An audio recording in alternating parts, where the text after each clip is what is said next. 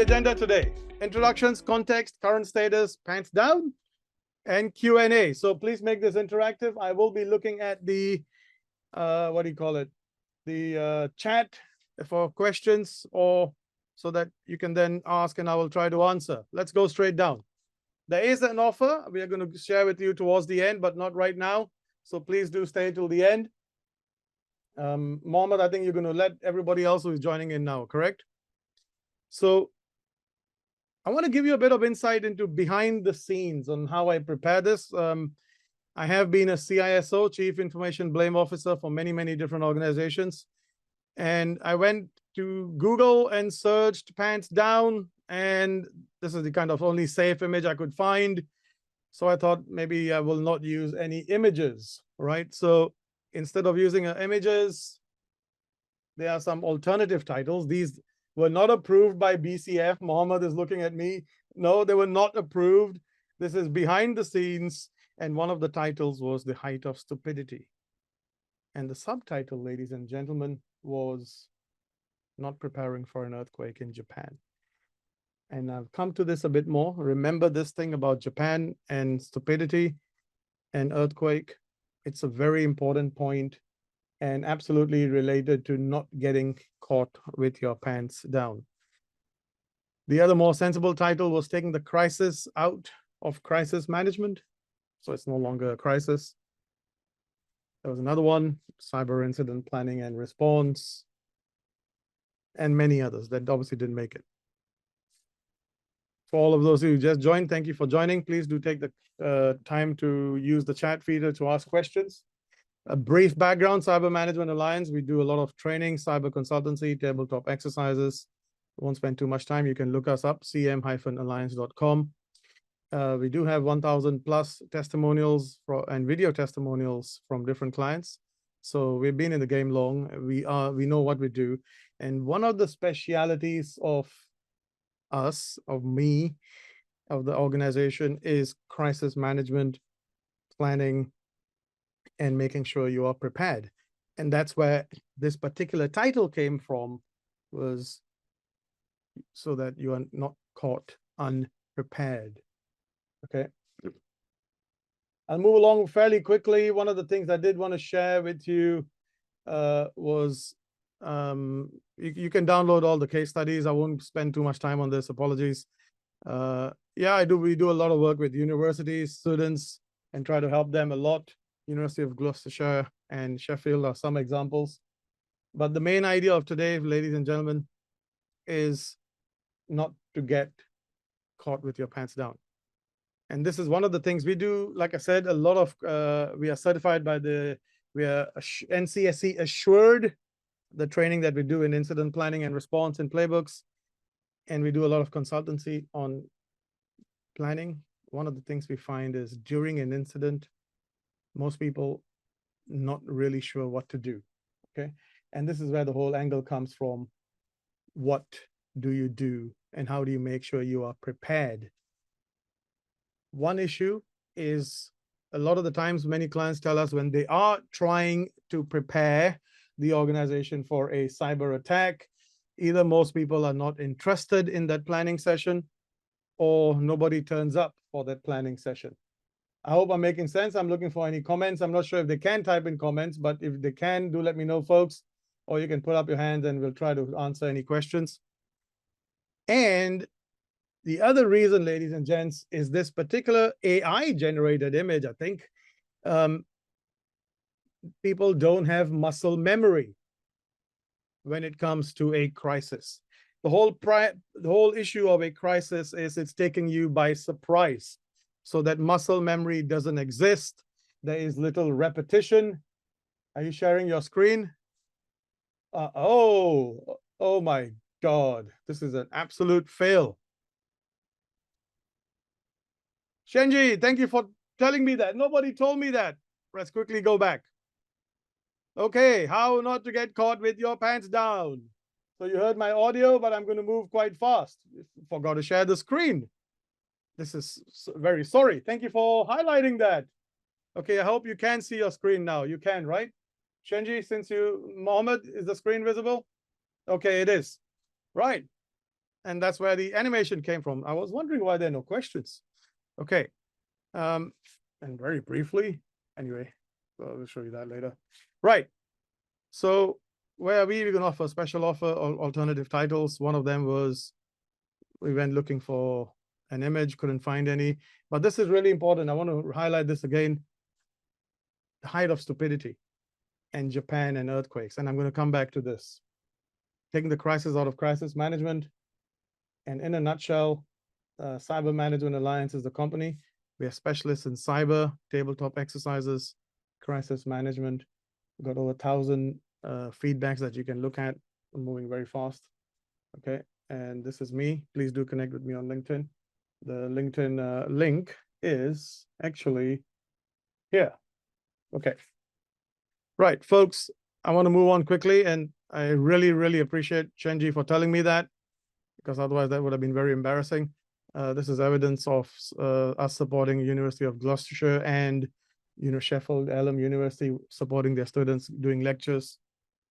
But right now, ladies and gents, this is what is happening. People are bored. People are not planning properly. Planning sessions are empty. What clients are telling us, there is no real interest when it comes to internal planning. And muscle memory doesn't exist. No wonder no one said, haha. Okay, so hopefully you can still see the screen. And the point of muscle memory is if you are in a crisis, you want to make sure you have muscle memory to respond. That's part of the biggest problem of why organizations get caught with their pants down, is because very few people have the muscle memory on how to respond. There's a lot of chaos, and most importantly, why? I think the question here is why, okay? I can give you one example, and we brought Japan up a second ago.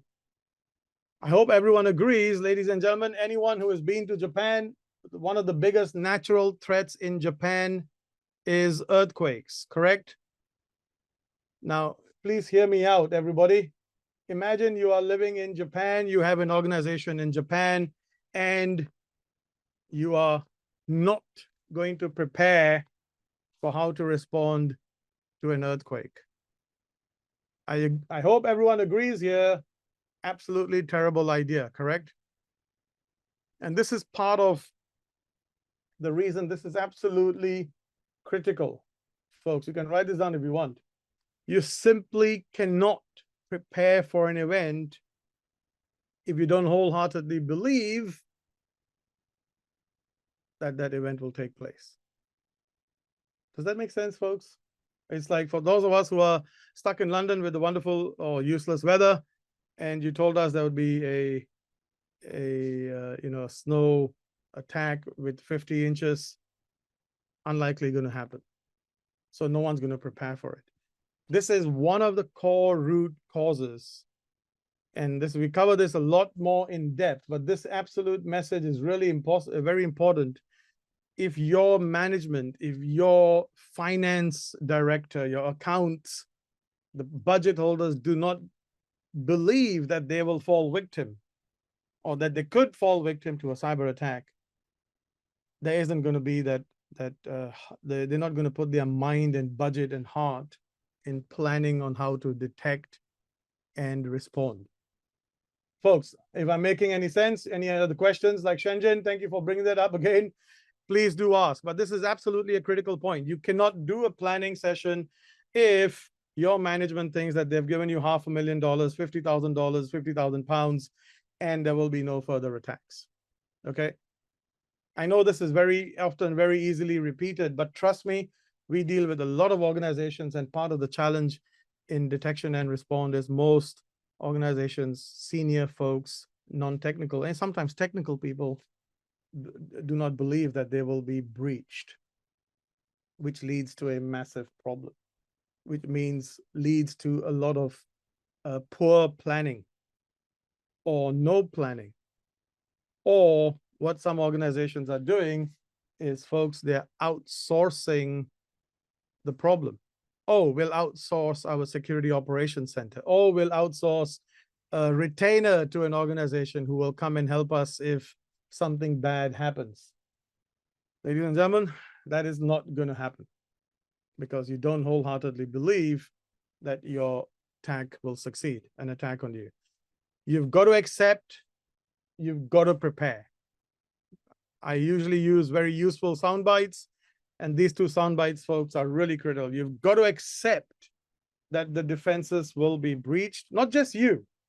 I think many of you here hopefully are already in agreement that something bad can happen. Your management has to accept that. Your management has to accept that the investment that they've made to build a firewall will also at some point be breached. It doesn't mean that the investment was bad, but the problem is sometimes many folks think that that was a bad investment. Okay, any questions? Please keep them in the chat. Thank you. Okay, this is really critical. I'm getting deep down into the weeds right now. If you are not accurately detecting malicious activity, folks, the key here is accurate detection. Okay, everybody has an antivirus, hopefully, EDR and other fancy tools, and many of them generate a lot of alerts, etc. We're not talking about those. Please hear me out carefully. If you don't have an accurate technology detection, and you're relying on the technology, ladies and gentlemen, you're going to get caught with your pants down. There's going to be no response, timely response. You may respond after the Daily Mail or the Guardian or whatever newspaper you read has you or your organization on the news, but by that time, it's too late.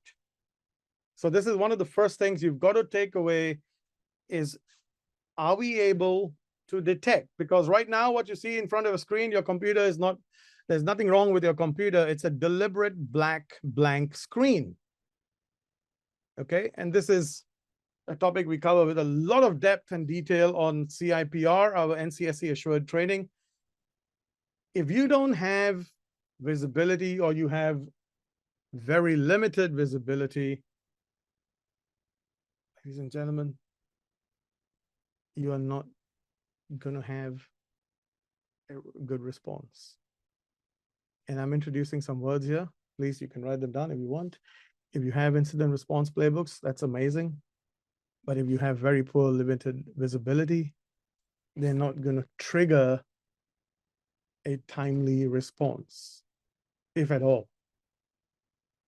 Folks, am I making sense? You can put your thumbs up so we can see some thumbs up every now and then. Okay. Feel free to switch on your cameras if you need to. Thank you. Munna, Mick. Can't take everybody's name, but thank you everybody who is doing that. If you can put your hand up if you have a question. Right, folks, related to this, absolutely related to this is the whole concept. If this was your digital estate, okay, the top right, left, bottom was, if this represented your digital estate, then folks, you can imagine if you only had that much visibility. I hope I'm making sense with this simple visual. Okay. I repeat, and repetition is important in this particular context because it's a very short session. You've got to have some really rememberable takeaways.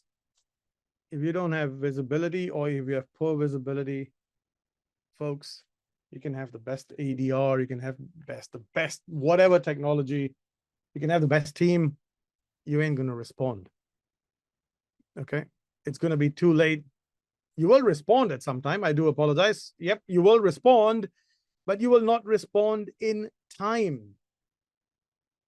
Okay, and as Mohammed was saying, and everybody else was saying, you know, we have this page we can share with you in a minute or something. We are tracking every month all the attacks that happen, and it's shocking the amount of attacks that are taking place. Absolutely shocking how many there are. Just going to share this here. Okay, it just carries on and on and on. And these are examples. We're not having a go at them. They are for educational purposes. But you've got to put in some effort in planning. And this is one of the key planning things you want to look at is my detection capability good enough? can I detect it early? Okay. I'm looking for any questions. No, I'm carrying on. Okay. Now, we actually have an NCSE assured course on playbooks. We can check that out. But I'll tell you one golden rule, folks. If you are planning to create playbooks, or if you have one or two, please don't assume there's one playbook to rule them all. Lord of the Rings, right? Okay. We're working with clients, 50 playbooks, 100 playbooks. It all depends. There is no one rule, is what I'm trying to say. Okay, the playbook has got to be fit for purpose. It's got to be asset specific. And, ladies and gentlemen, it's got to be threat specific. I hope this makes sense. This is a very important point because we work with clients to review and create. And when we're looking at playbooks, it tries to be a 50-page playbook. Ladies and gents, there is no 50-page playbook, please. Okay, I'm going to give you many examples. What is the minimum detection I should start with to show the business? Okay, that's a good question. I think it's, if I may rephrase that question, where should you look for the accurate detection, Mohammed? I would start obviously with your antivirus is a good point. And the other point I would start to ask is also, what are your servers able to detect? Okay. And I'm not going to take any vendor's name on this particular call, but everybody now is marketing, even before AI was AI, they've been marketing AI, next generation, machine learning, etc. Folks, that's all good. But we're talking about the whole spectrum of your technology stack. Okay, I hope I make sense with this. It's a very important statement. I think the technology stack that you want to start with, number one, is your endpoints. If you want, that's because they are the most exposed, your laptops, okay, mobiles, and then you want to then focus on your critical servers. What technology stack is there to help you detect? Folks, the magic word, I repeat, we started this earlier. The magic word is accurate detection. Okay. Are you going to be able to accurately detect what is happening on your critical endpoints and critical machines? Okay. Triggers. We were hired to review a detailed playbook. This is, again, a true story. Everything was brilliant. It was actually a good playbook.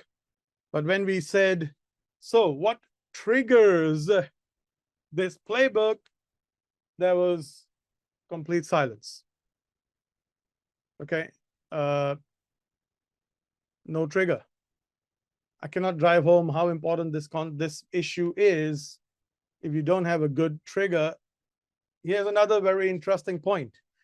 Even if you don't have a good detailed playbook, if your trigger is accurate, then you are going to be able to pull together and respond and recover.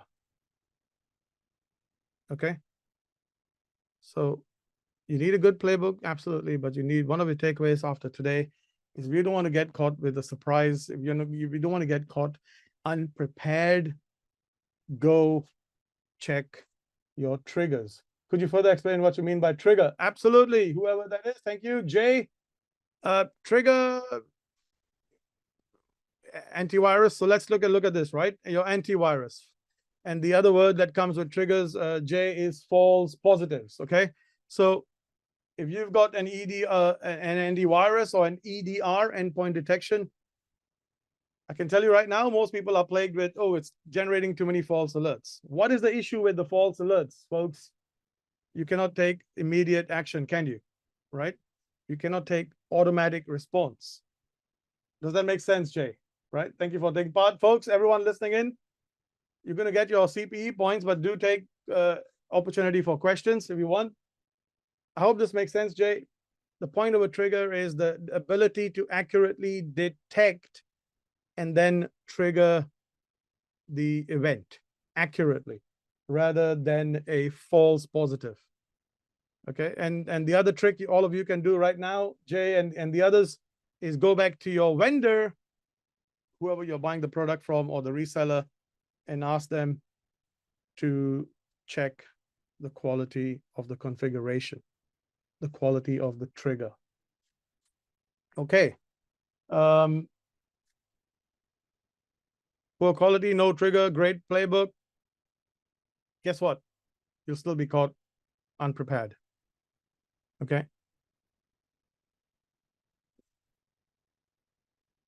What does an advanced playbook look like? Again, this is part, I'm giving you many different ideas today, right? So you can actually kind of take a look, and I'm going to share a live. I'll stop the PowerPoint in a minute, and I'll share a draft playbook. But what does a really good playbook look like? This is one of the workings of how we work. Example, okay, trigger, team, and we follow the NIST, which I call common sense approach: detect, analyze, contain, eradicate.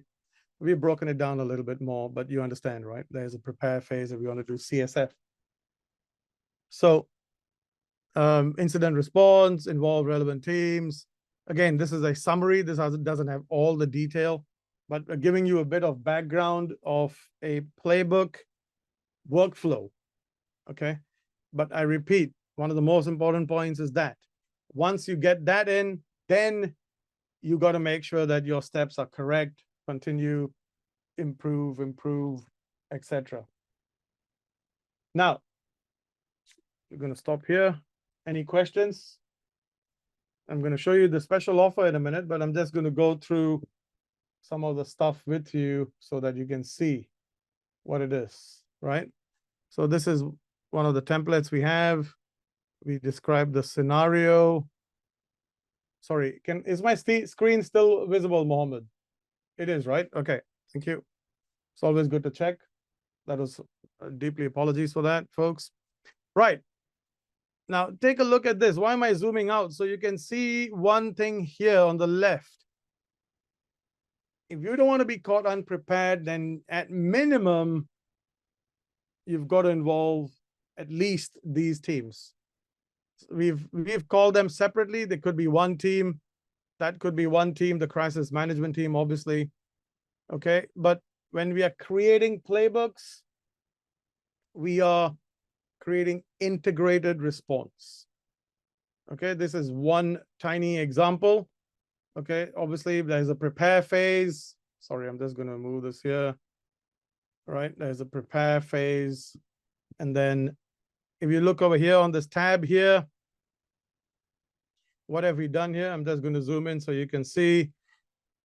We've got 2 triggers. I would argue, and this is also a bit of a funny statement, I want some response, everyone. Which do you think is a more accurate alert? Let's say number 2 or number 3. Anyone? Come on, folks. It's almost evening. Number 1. Number 1. Number 3. I agree. Chris Howard. Thank you, Jay. Okay. Ransom note appearing to me would be a more accurate trigger.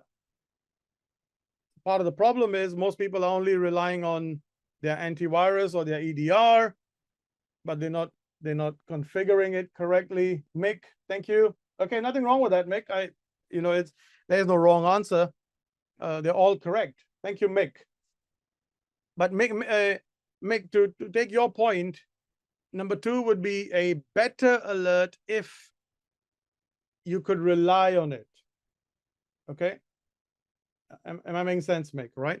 So I totally agree, but you've got to be able to, like I said, go to your vendor and ask them to make sure that the system is generating less false positives and more accurate alerts. And I can tell you from experience, because we work with many different vendors, and I also am a deep technologist.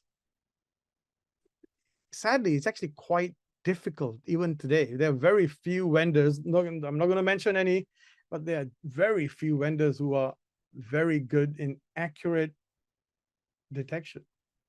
for whatever reason. It's shocking. Okay, going to the next one here. So example, this is the template that we have. I'm just going to zoom in. I appreciate all the interaction, folks. Do keep the questions coming. This is an example of the rest of the NIST phase. So on the left is what you see from the different departments. And these are some examples of detect, analyze, response, eradicate, contain, and post-incident. Okay, now this is not the finished product. I understand and I agree, but this is a worksheet that many customers are working from when it comes to the response. Now, what I want to mention is the formula is very simple, folks, and I'm going to type it in actually so you can see it. The formula is very simple: threat, asset, response, or playbook, whatever you want to call it. Does that make sense, everyone? Right? If you can follow the simple, in my opinion, yes, you can have generic alerts. I have no issue with that. Generic alerts are fine. Sorry, generic response playbooks are fine. But if you really want to get mature about it, if you don't want to get caught unprepared, then you've got to take this approach, right? What are my most critical assets? What are my top threats? And how am I going to respond if that threat impacts that particular asset? Folks, keep the questions coming in. Any questions up to now? Please take a moment. I'm going to share my PowerPoint with you again. Give me 1 second, please. Mohammed, any questions that you have? I'm just bringing this up here. I do actually, Amar. Go on. So we talked about sort of planning, and we talked about bringing this into the business, and sometimes there might be reluctance because or probably money, financial side of it. How do you prioritize something like this over other priorities in the business? So what should I be going and telling my board, saying here, I need to be planning for this. I need to, I need systems, processes, solutions for this. Very good question. My opinion and a simple approach to this is what are your most critical assets, right? So if you have a system that is exposed on the internet that takes customer bookings for air travel, and it has weaknesses, I think then you have a very solid basis on which to start your discussion. Am I making sense, Mohammed? Right? And to answer your question, I mean, because of time reasons, and this is obviously a public session, but we do have a capability assessment approach that we discuss in the CIPR training, which actually allows you, I'm just going to put this in the link. It actually allows people to build a business case on, literally to answer your question, Mohammed, how do you go to management? And this is BCS only. We haven't done this ever before. Folks, if you go to that website, we have 48 different courses. You can get them this includes VAT. So if you're not in UK, you get a better price, obviously. But I think we've never done this kind of a crazy value only for BS or BS members who are here today.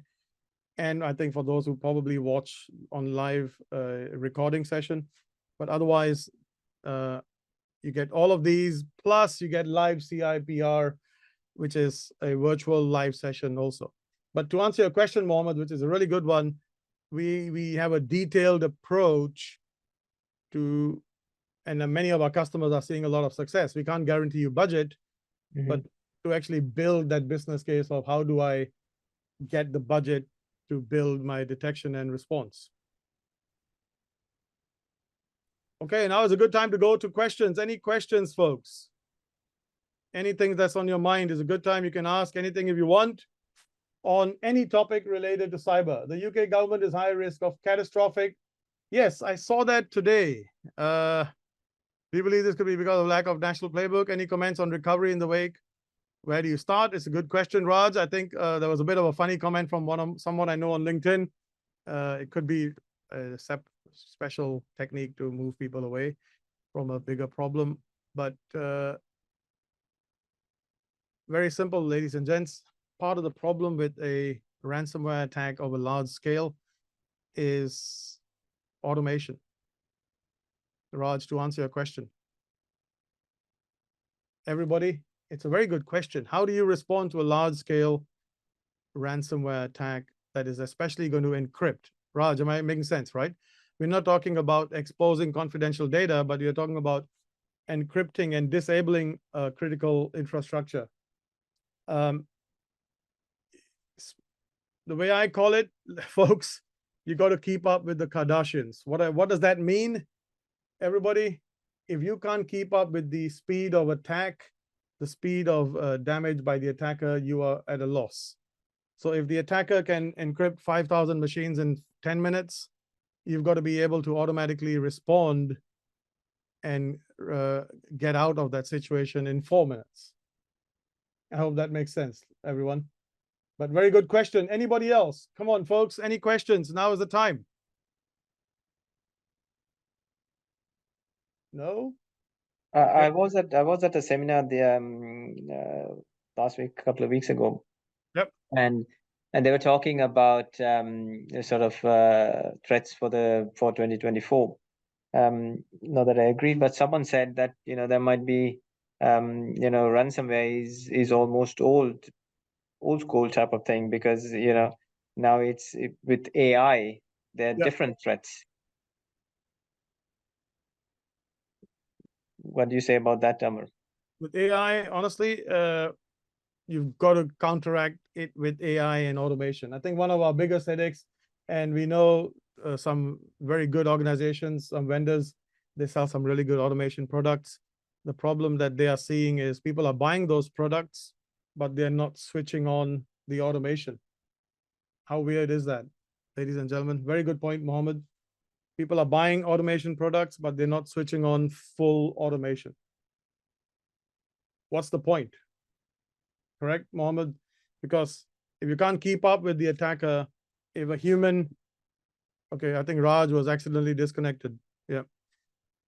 Hey, Raj, thanks for joining. I think you got disconnected accidentally. I hope you heard my answer. Otherwise, please let me know. But yeah, to answer your question of AI and automation, if you can't keep up with the attackers, if you can't automate your response, you are going to lose.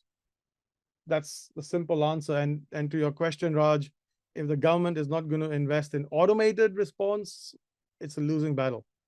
Because these guys, and the one attack I would ask you to study is the Maersk attack, M-A-E-R-S-K. It's 7 to 8 years old, Mohammed, but it is a perfect example, folks, of what automation, how automation can be absolutely destructive. Chris, Jay, Mick, and the other Shenji, any questions for Shenji? Obviously, for highlighting the fact that I wasn't sharing, I absolutely apologize for that. But please do connect with me on LinkedIn. I'm still here for the session. Any questions? We've given you some links and the offer. So thank you very much, Chris. And anybody else? Any questions for now? I'm going to try to take some names. Emma, Muna, Amrik, Anupam, Eric, Chris, Graham, Hansel, Jay Montgomery, Jonathan, Ken, Lucy, Mario, Maud, Mick, Mirja, Muna, Mr. Raj, obviously, Rakesh Patel, Shenji, Tony, Vanessa, Windows HP. Luckily, you're not called Windows XP. And KO. Is there a list of examples? Absolutely, there is. Yes. You can download it, or if you email me, I'll send you one there. And you can download from ENISA, from the UK government. Not templates, playbook ideas. Templates, yes, we have this one here, which we can share if you ask for it. Where is it? Sorry, give me 1 second. I'm going to show you the master sample template. Very good question. Who was that? Mick. How often would you recommend testing the playbook? Shenji. Ooh, that's a very good question. it depends. If it's a super critical app and you know it's being bombarded every second, then Shenji much more, at least once a year. Very good question. Folks, don't disconnect yet. Got a good look. Take a look at this. You get this if you want as a template. This is the story of absolutely yes, the Wired one, Chris Howard. A must read. Okay, and there's one statement in there which is still very scary by Cisco. By the time you saw the attack, your data center was gone, ladies and gentlemen. And Raj, that goes back to your question. Imagine that was 8 years ago. Imagine what can happen today. So yes, we do have a template for tabletop exercises. If you get in touch, we could work with you. This is how we deliver them. We give you loads of ideas, etc., so that you can hopefully do a good tabletop. Oh, you said playbooks. Ah, sorry. Okay, don't shoot me yet. I did show. This is the template for the playbook. Mick, that's what you asked for. I shared a tabletop template. Okay. Otherwise, I want to say thank you to everybody for taking the time. You know the LinkedIn, this thing, you can connect with me, and you can visit the website, the link that we shared earlier, which was this one here. As I shared again, that is a BCS only offer, folks. Don't do it every day.